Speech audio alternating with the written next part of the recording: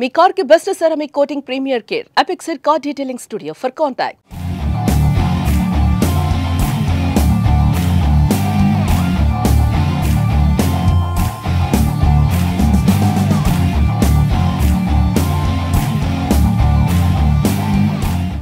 భారత పురుషుల జట్టు వరల్డ్ కప్ గెలిచినప్పుడు దేశమంతా పండగ చేసుకుంది. అర్ధరాత్రి రోడ్ల మీదకి వచ్చి జెండాలు ఊపారు. సోషల్ మీడియాలో స్టేటస్ల మోత మోగింది.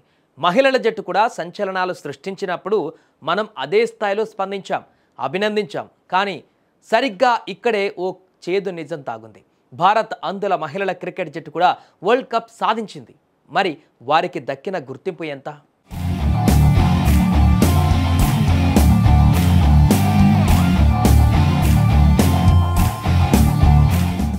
మన దేశం తరపున అంద మహిళల క్రికెట్ జట్టు కూడా చరిత్ర సృష్టించింది.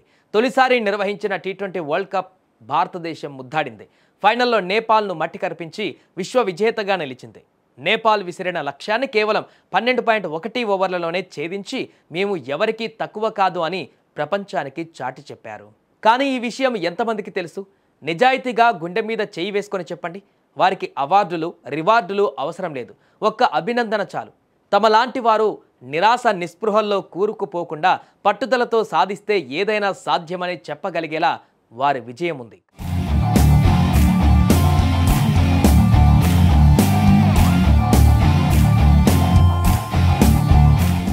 కానీ మనమే దానిని గుర్తించలేకపోతున్నాం.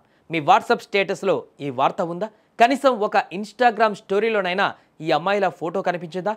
సమాధానం చాలా వరకు లేదు అని వస్తుంది. క్రికెట్ అంటే పడిచచ్చే అభిమానులకు కూడా ఈ విషయం తెలియదంటే అతిశయోక్తి కాదు. సాధారణ క్రికెటర్లకు బంతి కనిపిస్తుంది, కానీ వీరికి కేవలం శబ్దం మాత్రమే ఆధారం. కళ్ళు లేకపోయినా మనోనేత్రంతో బంతిని పసిగట్టి బ్యాట్తో బాదడం ఎంత కష్టమో ఒక్కసారి ఊహించండి. మైదానంలో తమను తాము నిరూపించుకోవడానికి వాళ్ళు పడ్డ కష్టం సామాన్యమైనది కాదు. సమాజం చిన్నచూపుని, శారీరక లోపాన్ని, పేదరికాన్ని ఎదిరించి వాళ్ళు బ్యాట్ పట్టారు.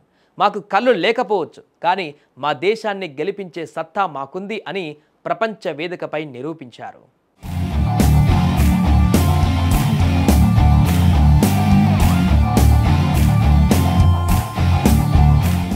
వాళ్ళు ఆడింది కేవలం క్రికెట్ మాత్రమే కాదు, తమ ఉనికి కోసం చేసిన పోరాటం అది.